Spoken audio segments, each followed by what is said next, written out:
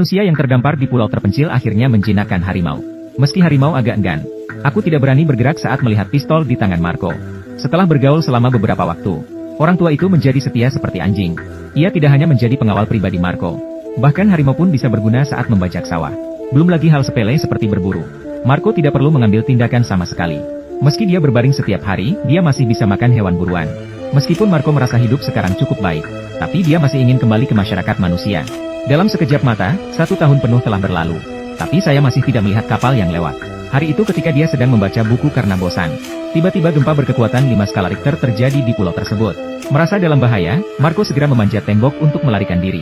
Saya teringat harimau itu masih di dalam gua dan ingin lari kembali. Jika Anda tidak menginjak jebakan yang Anda pasang, Anda akan jatuh pingsan. Ketika dia bangun dia kembali ke gua. Yang saya lihat hanyalah mayat yang dingin.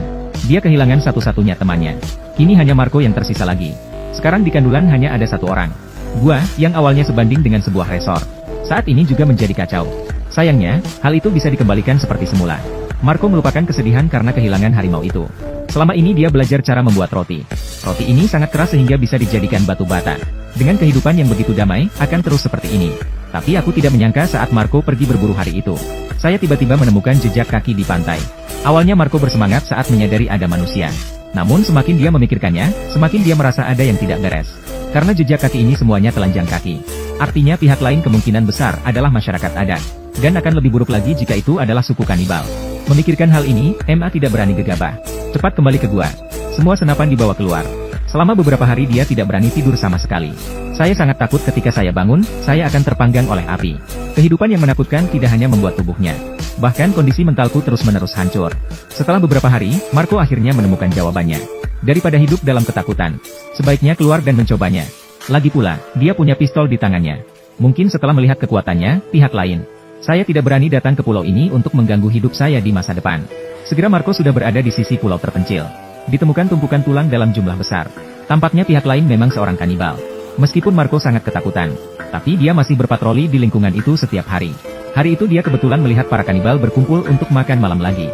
Dan dia juga menangkap 3 potong makanan. Salah satu anak memanfaatkan para kanibal dengan tidak memperhatikan dan diam-diam. Namun, dia ditemukan oleh 2 orang kanibal. Mereka bertiga berlari ke arah Marco. Marco tahu sudah waktunya mengambil tindakan. Dia bersembunyi di balik pohon menunggu para kanibal datang dan bunuh mereka. Para kanibal lainnya mendengar suara tembakan dan melarikan diri. Mereka seharusnya melihat kekuatan senapan sebelum mendatanginya. Anak di sebelahku hanya mengikuti Marco. Marco menamainya Nanas. Dalam sekejap mata, 1,5 tahun telah berlalu. Nanas mempelajari bahasa Marco. Marco pun mengetahui pengalaman hidup tragis Fine Afle. Ternyata keluarga Nanas dimakan oleh kaum kanibal. Marco mengajarinya cara menggunakan senapan setiap hari. Meskipun dia tidak tahu apakah dia bisa meninggalkan pulau terpencil itu di masa depan. Tapi setidaknya dia tidak sendirian lagi.